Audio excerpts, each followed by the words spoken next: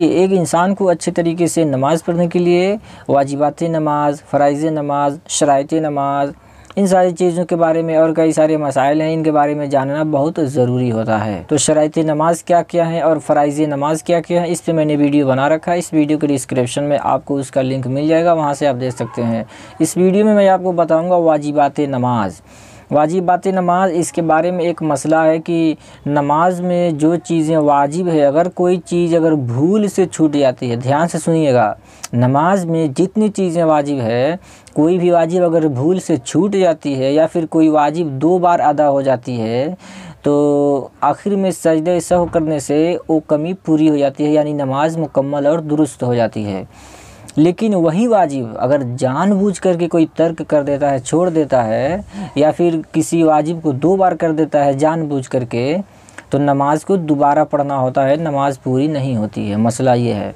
बाकी अगर शराइत नमाज का मसला है तो नमाज में जो चीज़ें शर्त है जब तक पूरी नहीं होगी तो नमाज शुरू ही नहीं होगा। और जो फ़राइज़ नमाज है उनमें से कोई एक छूट जाए, चाहे जानबूझ करके चाहे भूल से, नमाज होगी ही नहीं, नमाज को दोबारा पढ़ना होगा। लेकिन जो वाजिबात नमाज है इनमें से भूल से जो छूटती है तो सजदा सहव करने से मुकम्मल हो जाती है, और जानबूझ के छोड़ेगा तो नमाज को दोबारा पढ़ना होगा।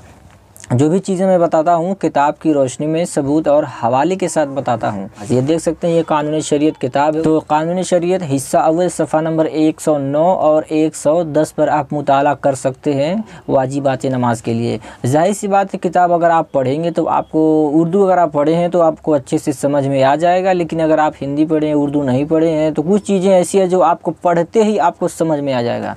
लेकिन कुछ चीज़ें ऐसी है जो एक बार नहीं 2-3 बार पढ़ने के बावजूद भी समझ में नहीं आता है, कि किसी आलिम से पूछ लेते हैं, ये थोड़ा पता नहीं इसका मतलब क्या होगा, कैसे, ये क्या है मसला। तो यही सारी चीज़ें हैं। तो मैं कोशिश करता हूँ कि सरल भाषा में एक तरीके से कह सकते हैं कि मैं अच्छे से बताता हूँ किताब की रोशनी में। देख सकते हैं कानून शरीफ किताब का नाम है, और सफ़ा नंबर 109 और 110 पे आप मुताला कर सकते हैं ये वाजिबात नमाज। ठीक है, तो चलिए बिना देर किए हुए इस वीडियो को शुरू करते हैं। और मैं आपको एक बात बता रहा हूँ कि अगर आपके पास 8-10 मिनट का टाइम है तो इस वीडियो को देखिए, नहीं तो 2-4 मिनट का टाइम है तो क्या फ़ायदा थोड़ा सा देखने से, रख दीजिए। इस वीडियो को बाद में देख लीजिएगा, लेकिन मुकम्मल देखिएगा, क्योंकि ये इल्म सीखना हर मर्द व औरत पर फ़र्ज़ है। ठीक है, तो वाजिबात नमाज चलिए शुरू करते हैं। देखिए, पहली चीज़, तकबीर तहरीमा में लफ्ज़ अल्लाह अकबर कहना और पूरी अल्हम्दु पढ़ना, ये वाजिब है। अल्लाह अकबर कह के नियत बांधते हैं तो अल्लाह अकबर कहना और सूरह फातिहा पूरी पढ़ना, ये वाजिब है। फ़र्ज़ नमाज में 2 पहली रकातों में क़िरात वाजिब है। क़िरात यानी सूरह फातिहा पढ़ते हैं, सूरह फातिहा के बाद कोई सूरत पढ़ते हैं, जैसे तब्बत यदा वगैरह वगैरह जितनी भी सूरतें हैं, तो उनमें से कोई एक सूरत आपको पढ़ना है, या फिर कम से कम 3 आयत पढ़ना, ये वाजिब है। बाकी सुन्नत और नफल और वित्र, इनमें हर रकात में सूरह फातिहा के बाद क़िरात वाजिब है, यानी सूरह फातिहा के बाद सूरह मिलाएंगे या फिर कोई कम से कम 3 आयत मिलाएंगे। कोई बड़ी सूरह है तो कोई ज़रूरी थोड़ी है कि सूरह बकरा कोई पढ़ेगा, उसमें से कोई 3 आयत आप पढ़ सकते हैं। ठीक है, यानी वित्र, सुन्नत, नफल, ये 3 रकात हो या 4 रकात हो, जैसे वित्र जो होती है ये 3 रकात की होती है ना। वित्र, सुन्नत और नफल, इनमें हर रकात में सूरह फातिहा के बाद क़िरात वाजिब है, यानी सूरह फातिहा के बाद कोई सूरत मिलाएंगे या फिर आयत मिलाएंगे। एक ही बार अल्हम्दु पढ़ना ये वाजिब है, 2 बार नहीं, सिर्फ 1 बार पढ़ना वाजिब है। और आमीन और बिस्मिल्लाह के सिवा कुछ और न पढ़ना ये भी वाजिब है, यानी सूरह फातिहा पढ़ लिए, आमीन कह दिए और बिस्मिल्लाहिर्रहमानिर्रहीम पढ़ लीजिए, उसके बाद सूरह मिलाइए और नमाज़ पढ़ लीजिए। लेकिन आमीन और बिस्मिल्लाह के अलावा इसमें कुछ और नहीं पढ़ना है। ठीक है, इस बात को ध्यान रखिएगा, ये वाजिब है। ठीक है, क़िरात ख़त्म करके फ़ौरन रुकू करना और एक सजदा के बाद दूसरा सजदा होना कि कोई रुकन न आने पाए, ये नमाज में वाजिब है। ठीक है, तादील अरकान कौमा, यानी रुकू, सुजूद, कौमा, जलसा, इनमें कम से कम 1 मरतबा सुबहान अल्लाह कहने के बराबर ठहरना। जैसे नमाज़ पढ़ते हैं, 1 रकात में 2 सजदे होते हैं, तो 1 सजदा किया फिर से बैठ गए। अब बैठने के बाद थोड़ी देर 1 बार सुबहान अल्लाह के बराबर ठहरना, यानी रुकना है। ये नहीं कि सजदा किया फिर बैठ के फ़ौरन सजदा कर लिया। एक मरतबा मेरे उस्ताद मोहतरम ने बताया कि एक सहाबी रसूल थे, नमाज़ पढ़ के आए तो हमारे नबी ने कहा आपकी नमाज़ नहीं हुई, आप दोबारा नमाज़ पढ़ के आइए। तो गए, फिर से नमाज़ पढ़ के आए, फिर हमारे नबी ने कहा नहीं आपकी नमाज़ नहीं हुई है, फिर नमाज़ पढ़ के आइए। तो फिर से गए, नमाज़ पढ़ के आए। ऐसे कई बार जब हो गया तो सहाबी रसूल ने कहा या रसूलल्लाह, आखिर मेरी नमाज में कमी क्या हो रही है, आप बताइए, मैं उसको दूर करता हूँ। तो हमारे नबी सल्लल्लाहु अलैहि वसल्लम ने फरमाया कि सजदा इखलास और मोहब्बत से किया जाता है। कौवे की तरह चोंच नहीं मारा जाता, जैसे कौवा मुर्दार पे ऐसे ना मारते रहते हैं, खाते रहते हैं। तो सजदा जब करते हैं तो इखलास और मोहब्बत के साथ फरमाया जाता है कि मोमिन की मेराज नमाज है, और सजदे की हालत में बंदा अपने रब के बहुत करीब होता है। तो सजदा जब भी करें इत्मीनान और मोहब्बत और खुलूस के साथ करें, यानी नमाज़ पढ़ें तो दुनियादारी ख़त्म करें, दीनदारी जितनी भी टाइम लगे अच्छे से, पाबंदी से और बेहतरीन अंदाज में पढ़ें, ठीक है। बाकी सब कुछ दुनिया भाड़ में जाए, नमाज़ पढ़ें तो कम से कम इतना तो ख्याल रखें मैं अपने रब के हुजूर खड़े होकर नमाज़ अदा कर रहा हूँ। कौमा यानी रुकू से सीधा खड़ा हो जाना, रुकू से सीधा खड़ा होना ये वाजिब है, सीधा खड़ा होना, ठीक है। कोई अगर उज्र है तो किसी अच्छे आलिम से। अच्छा, एक बात मैं आपको बता रहा हूँ, मजबूरी की हालत में मसला बदल जाता है। मैं कई बार बताता रहता हूँ, जब कोई इम्पोर्टेंट मसला रहता है तो मैं उनमें बताता हूँ कि मजबूरी की हालत में मसला बदल जाता है। चाहे कोई भी चीज़ हो, कहीं भी अगर आप हैं, मजबूरी की हालत में मसला बदल जाता है, ठीक है। तो कोई भी अगर दिक्कत परेशानी है, कुछ लोग ऐसे होते हैं ना, पैर में, पीठ में चोट लगी है, या फिर ज़ईफ़ आदमी हो चुके हैं, ठीक से खड़े होने में दिक्कत होती है, तो ऐसे सूरत में किसी अच्छे आलिम से कोई भी समस्या है सजदे में कहीं भी, जैसे आप इस बात से अंदाज़ा लगा सकते हैं कि खड़े होकर अगर कोई नमाज़ नहीं पढ़ रहा है तो शरीयत का हुक्म है कि बैठ के नमाज़ पढ़े। बैठ नहीं सकता है, लेट के नमाज़ पढ़े। लेट नहीं सकता है, यानी लेट के नमाज़ नहीं पढ़ सकता है। लेट में भी थोड़ी सी इशारा से पढ़ते हैं ना, जैसे रुकू के लिए इतना झुके तो सजदा के लिए थोड़ा इतना झुक जाए, है ना। लेकिन अब इतना भी झुकने के लिए अगर ताकत नहीं है, क़ुव्वत नहीं, इतने ज़ईफ़ हो चुके हैं, तो आँखों के इशारे से नमाज़ पढ़ने का हुक्म है। देखिए, मजबूरी है तो मसला बदल रहा है। इसी तरीके से अगर आपके अंदर कोई उज्र है, किसी भी समस्या आए, कोई भी नमाज के अंदर कोई भी प्रॉब्लम आती है, तो सोशल मीडिया के बारे में लोग कहते हैं ना, कमेंट करके पूछ लिए। जायज़, मैं भी कहता हूँ कमेंट करके पूछ लिए, लेकिन जायज़ सी बात है, कमेंट करने से अच्छा है कि किसी अच्छे आलिम दीन से आप अपने इमाम साहब से पूछ लें, किसी मदरसे के अच्छे आलिम से पूछ लें, वो ज़्यादा बेहतर रहेगा, ठीक है। अच्छा, यहाँ पे जो अगला वाजिब आ रहा है ये बहुत ही इम्पोर्टेंट है। सजदे में हर पाँव की 3-3 उंगलियों का पेट ज़मीन से लगाना ये वाजिब है। यानी कि ये हमारा हाथ है, ये देख सकते हैं, ये वाला जो है ना ये पेट है, इधर वाला जो नाखून की तरफ है ये पीठ है। इसी तरीके से पैर में जो है ऊपर वाला नाखून ये पीठ हो गया, ज़मीन पे जो लगा रहता है ये पेट हो गया है। तो दोनों पैर की 3-3 उंगली का पेट, ये है ना पेट, ज़मीन से लगाना ये वाजिब है। मैं हमेशा देखता हूँ कि नमाज़ पढ़ते हैं तो कुछ लोगों का जो पैर है, उंगलियां जो है ना ये खड़ी रहती है, तो कोई पीछे की तरफ रहता है। जब उंगली ये सटा रहेगा ना, ऐसे ये पेट है ज़मीन से सटा रहेगा, तो ये देख सकते हैं ये किबले की तरफ हो जाता है। कुछ लोग ऐसे सटा के रखते हैं या ऐसे कर लेते हैं, पीछे पूरब की तरफ हो जाता है। किबला शरीफ की तरफ सटा के रखेंगे ना, जब तक किबला शरीफ की तरफ होगा। और 5 उंगली का पेट ज़मीन से लगाना ये सुन्नत है, ठीक है। और 1 उंगली का पेट ज़मीन से लगाना फ़र्ज़ है, ठीक है। जलसा यानी दोनों सजदों के दरमियान सीधा बैठना। जलसा का मतलब होता है बैठना, ठीक है।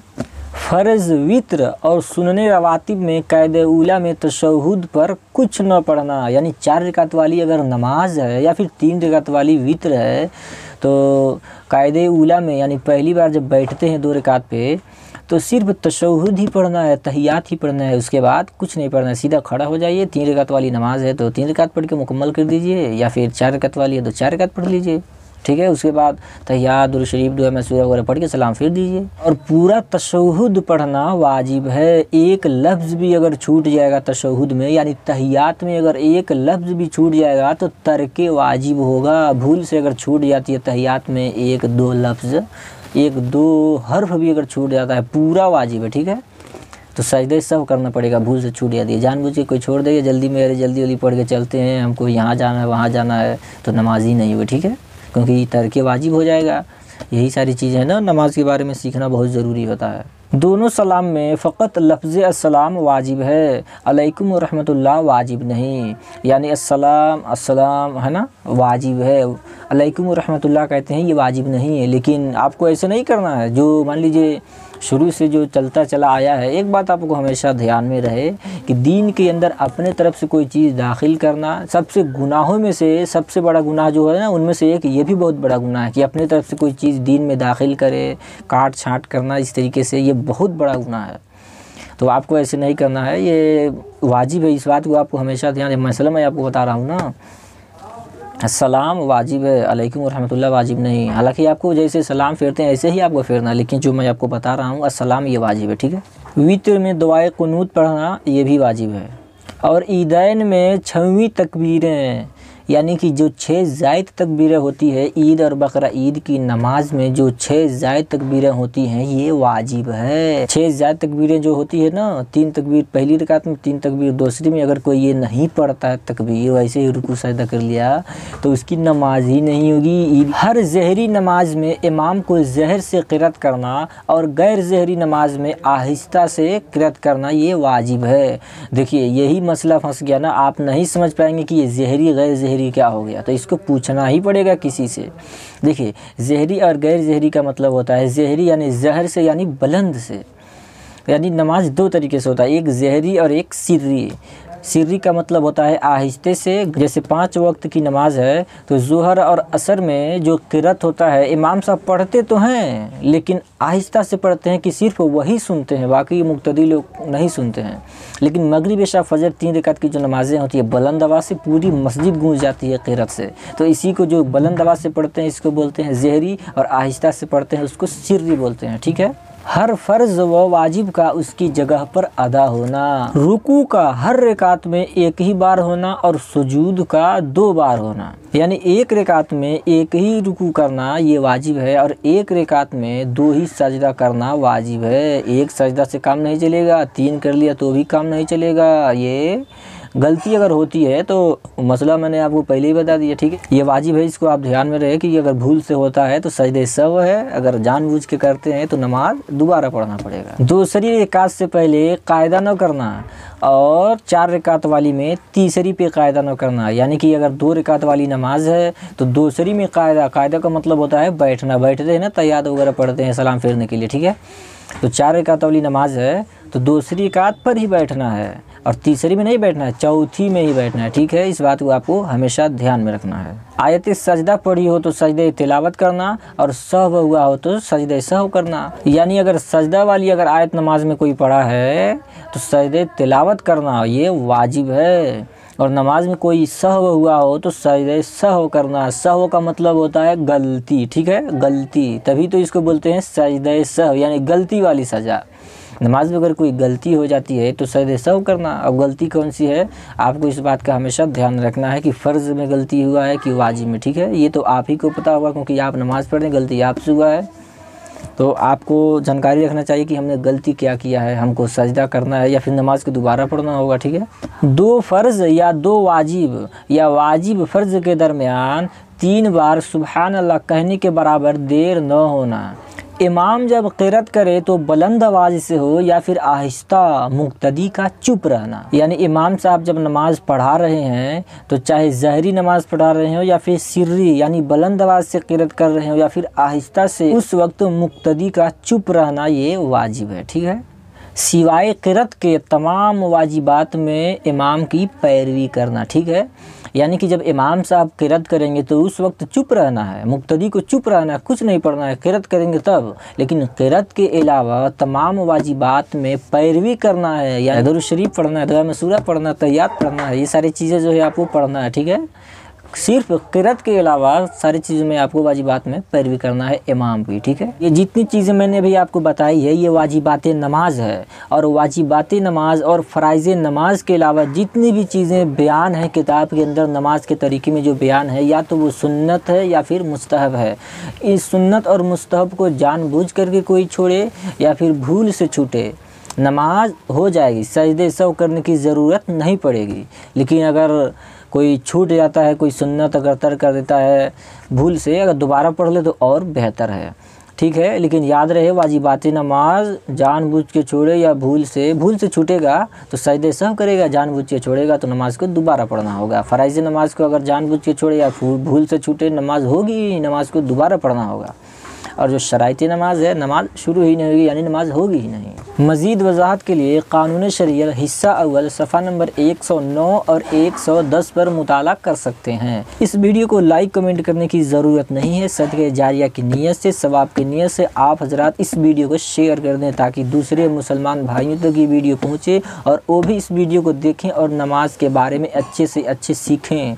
मैं तो वीडियो अच्छे से अच्छे किताब के हवाले से बताता रहता हूँ, क्योंकि सोशल मीडिया पर इस तरीके से वायरल होना, ये कोई और होगा जो सोशल मीडिया पर इस तरीके से वायरल होने की चाहत होगी, मुझे वायरल होने की कोई चाहत नहीं है।